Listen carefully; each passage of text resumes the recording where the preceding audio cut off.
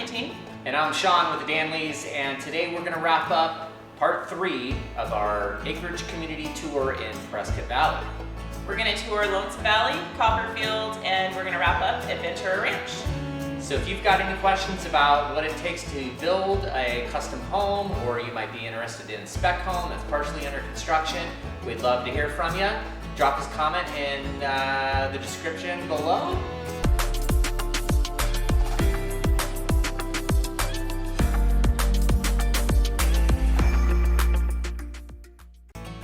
Let's go check out our final 3 communities.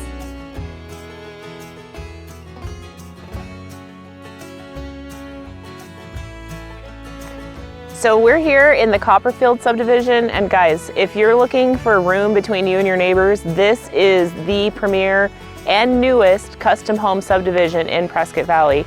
4-acre minimum parcels. If you don't want to have horses around you, you're in luck. It's okay, I'll still like you. But this subdivision does not allow for horses. So you got 4 acres, minimum parcel size, and look at these views. The views are ridiculous. You got Granite Mountain off in the distance. You got wide open rolling hills, and if you want to get in at the ground level and you want to build your custom home, this is a place you should definitely check out. As you can see behind me, they're working on putting in the gate. It will be a gated subdivision, and it's a large subdivision. The original subdivider purchased it from a local rancher, and it was open range and they were running cattle on it, and now it's a beautiful subdivision. So if you're looking for something special for a custom home, this is it. We're heading down the main drag in Copperfield, and this is what 4 acres feels like. The shop on that house is enormous, and you can see how much space you've got between you and the next guy. They're just getting their properties all kind of landscaped. This house, they just closed in November of this past year, and getting some trees planted. Again, it was all open range, cattle ranch, so there isn't much in terms of vegetation other than grass. But what a great feeling.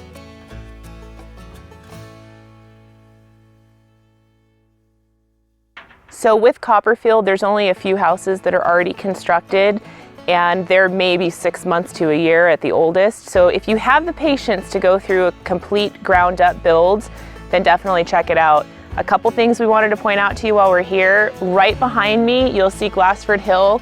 The town of Prescott and Prescott Valley are in negotiations and discussions right now to go in halves and put in a recreational state park area.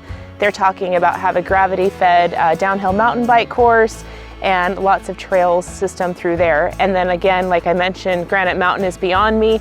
It's a beautiful sunset area as well, and it's just a beautiful mountain to check out.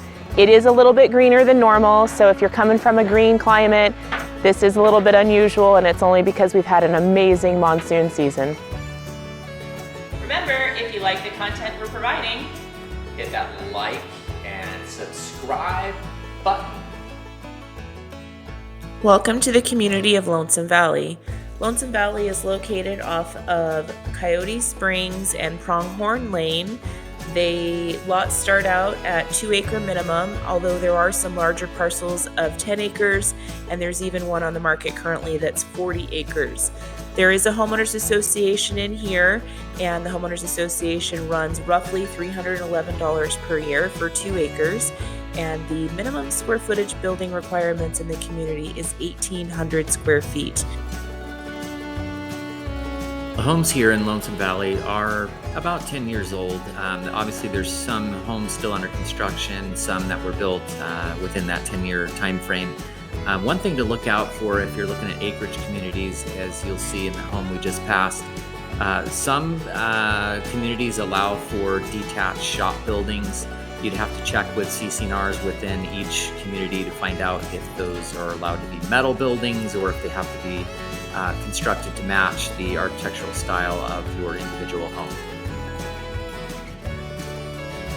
We're headed to Ventura Ranch, which is just up the road from Lonesome Valley at the base of the Indian Hills.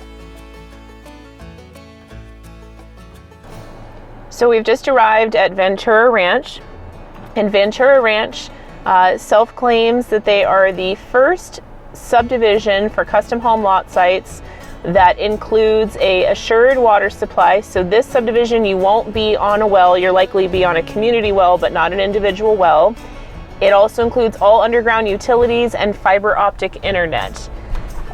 It is located at the base of the Indian Hills, which you can see beyond us right now. And it also, right in that saddle right ahead, has a slight view of Mingus Mountain.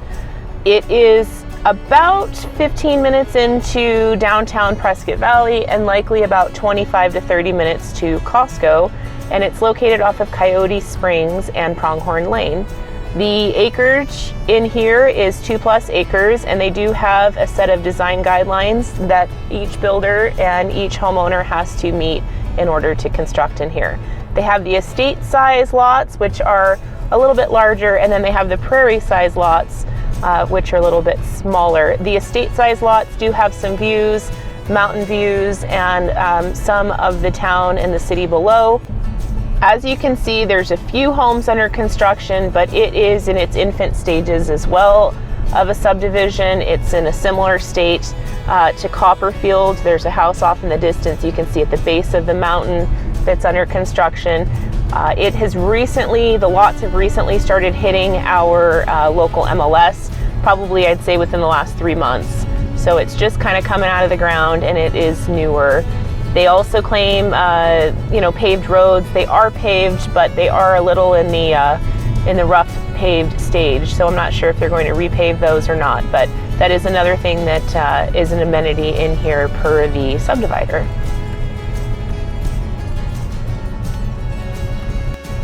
So here in front of us are a few of the homes that are constructed in Ventura Ranch. I'd say there's probably about a half a dozen, maybe a little more, that are currently constructed. And as you can see, there's mountain views for miles out here and lots of prairie views. These again are 2-acre minimum.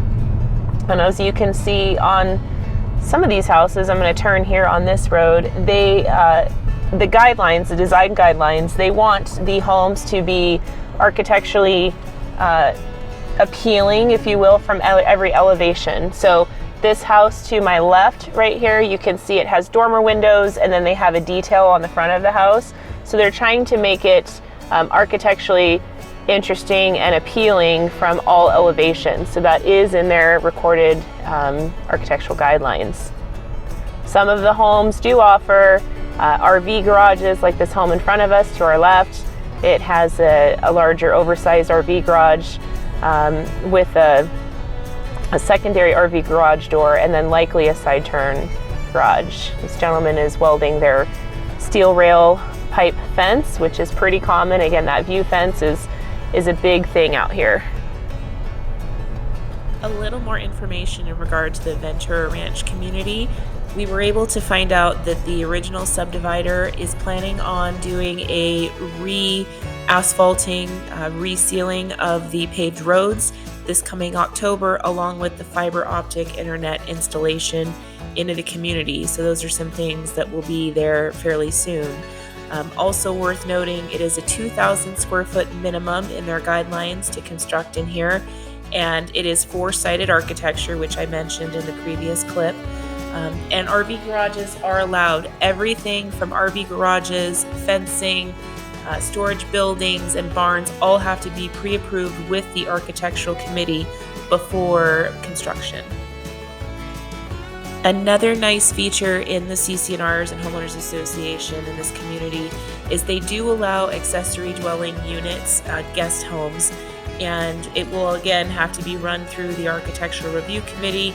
You cannot have that built in a shop, an RV garage, but it can be a separate building. So if you have like a separate family member that you want to have live with you on the property, you can. You just can't rent it out, can't become an Airbnb or anything like that. But you are allowed to build those after they've been approved by the Homeowners Association Architectural Review Committee.